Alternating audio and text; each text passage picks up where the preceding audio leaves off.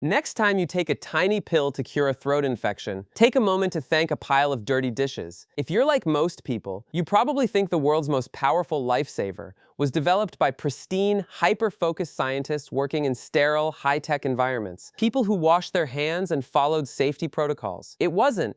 The truth is much, much grosser. Click the like button right now, or your next sandwich might start growing its own penicillin. We love to pretend that human progress is a series of calculated, elegant steps. We picture Nobel laureates staring intensely at chalkboards, carefully calculating their way to the future. But the reality is that humanity is clumsy, lazy, and profoundly lucky. Almost everything that keeps you alive exists because someone was too lazy to clean their room. We don't innovate through genius, we innovate by accident. And the luckiest accident in medical history starts in London, 1928. Meet Alexander Fleming, a brilliant biologist with a very unbrilliant habit. He was a total slob. His laboratory looked less like a center of cutting-edge research and more like a teenager's bedroom. He routinely left petri dishes filled with deadly, infectious bacteria piled up in corners, completely exposed to the open air. One day, Fleming decides he's had enough of science for a bit and packs his bags for a 2-week vacation to Scotland. Did he clean his workspace before leaving?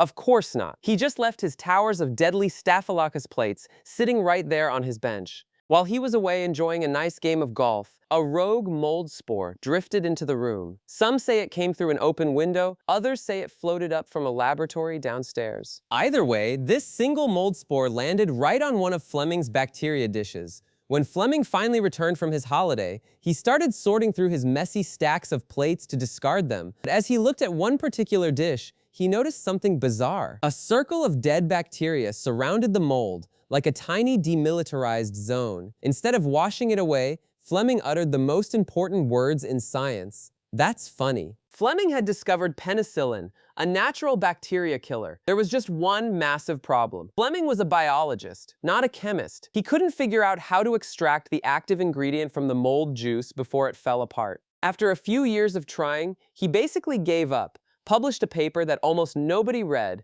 and went back to his golf. Penicillin sat on a shelf, completely ignored, for a decade. Enter the Oxford team in 1939, Howard Florey and Ernst Chain. With World War II ramping up, they knew they desperately needed a way to treat battlefield infections, but they had almost no government funding. So to extract the miracle drug, they had to build a makeshift penicillin factory using whatever junk they could find. We're talking ceramic bedpans, milk churns, bathtubs, and bookshelves. It looked like a bootleg moonshine operation. Their lab was a chaotic maze of tubes and glass. They hired a squad of 6 penicillin girls, whose entire job was to inoculate and harvest mold from hundreds of bedpans every single day. The process was so inefficient that to get enough penicillin to treat just one patient, they had to filter thousands of gallons of mold juice. They even had to recycle the drug by extracting it directly from the patient's urine because it was so scarce. To save lives on a global scale, they needed a super strain of mold. So the research moved to Peoria, Illinois. The scientists hired a local woman named Mary Hunt. Her official title was Mold Finder, but everyone called her Moldy Mary. Her daily mission was to walk through Peoria's markets, aggressively searching for the nastiest, most rotten fruit she could find, hoping to strike moldy gold. And in 1943, Mary hit the jackpot.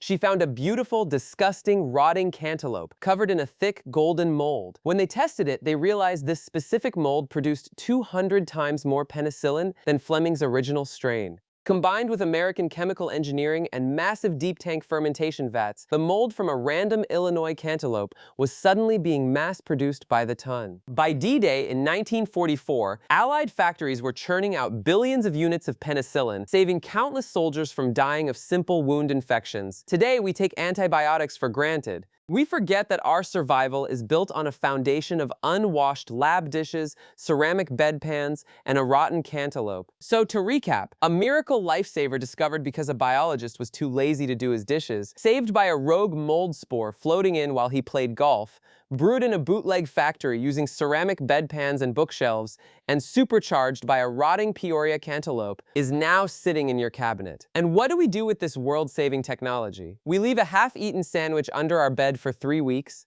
and call it pharmaceutical research. Just please don't eat it. Instead of growing mold under your bed, subscribe to Dumb Luck History to join our museum of happy accidents. We promise it's 100% sterile.